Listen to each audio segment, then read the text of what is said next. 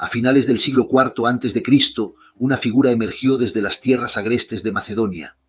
Alejandro, hijo de Filipo II y discípulo de Aristóteles, fue más que un rey. Fue una tormenta de ambición, belleza y genio militar. Con apenas 20 años, tomó el trono de un imperio que aún no existía y en poco más de una década llevó su estandarte desde las costas del Egeo hasta los confines de la India. Su espada era firme, pero su mente era aún más afilada. Amante de la filosofía, conquistador de ciudades, tejió entre Oriente y Occidente un sueño que transformaría la historia.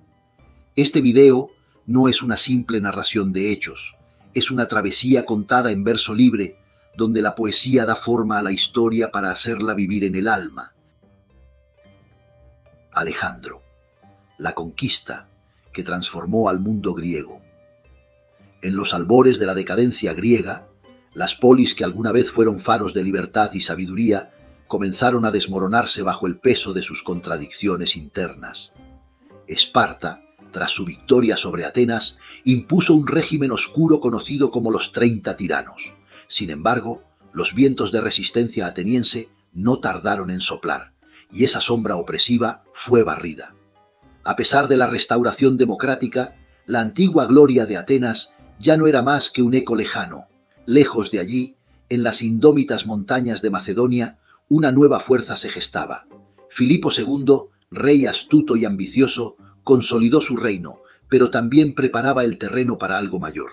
Su hijo, Alejandro, creció bajo la tutela de Aristóteles, absorbiendo lecciones de filosofía, política y estrategia.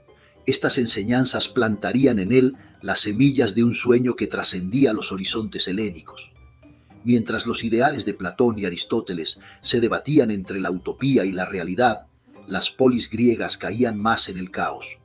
Aristóteles reflexionaba sobre la naturaleza política del ser humano, reconociendo que las ciudades-estado ya no encarnaban esos altos ideales. Platón veía cómo sus sueños de filósofos reyes se desvanecían ante una Grecia fragmentada y decadente. En medio de esta turbulencia, Demóstenes se alzaba como el orador de la desesperación, advirtiendo sobre Filipo de Macedonia como la amenaza que acechaba la libertad de Grecia. Pero sus palabras no lograron detener el curso de los eventos. El poder macedonio crecía imparable, arrastrando todo a su paso. Y Sócrates veía en Filipo la última esperanza para la unificación de Grecia. Su sueño de una Grecia unida bajo un solo estandarte, luchando contra Persia, se desmoronaba al comprender que los griegos no seguirían a uno de los suyos. Así, depositó sus esperanzas en Filipo.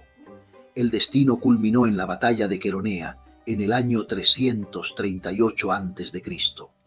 Allí, las fuerzas griegas fueron derrotadas por un joven Alejandro, que con apenas 18 años ya mostraba un genio militar incomparable. Filipo consolidó su dominio sobre Grecia, pero el destino, siempre caprichoso, tenía otros planes. 2 años después, Filipo fue asesinado y Alejandro tomó el trono. Con apenas 20 años se alzaba una figura envuelta en misterio. Alto como los montes, apuesto como un dios esculpido en mármol, atlético como un león, su inteligencia brillaba como el filo de su espada. Bajo esa belleza y carisma latía una ambición sin límites, tan vasta como el horizonte.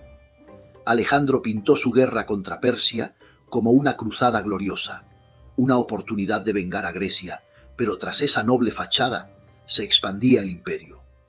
Con un ejército de no más de 35.000 hombres, Alejandro arrasó con el imperio más vasto de su tiempo.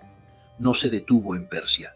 Sus pasos resonaron más allá de los confines del mundo helénico, hacia las montañas de Asia Central y los valles de la India.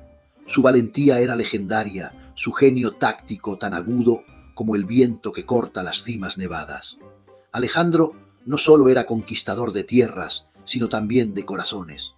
Incorporó extranjeros en su mando y al casarse con una princesa asiática, simbolizó su deseo de enraizarse en cada rincón conquistado.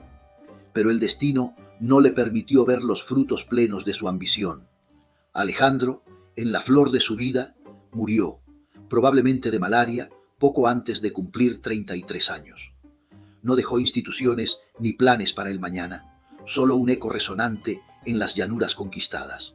Sin proponérselo, inauguró lo que hoy llamamos el mundo helenístico, un nuevo capítulo en la historia, y cuando miramos atrás a esos tiempos lejanos, comprendemos que no son solo ecos del pasado.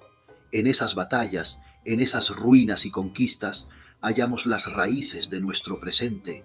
La sombra de Alejandro sigue presente, recordándonos que el curso de la historia no es una línea recta, sino un río lleno de meandros, donde cada victoria y cada caída moldea el mundo que habitamos hoy.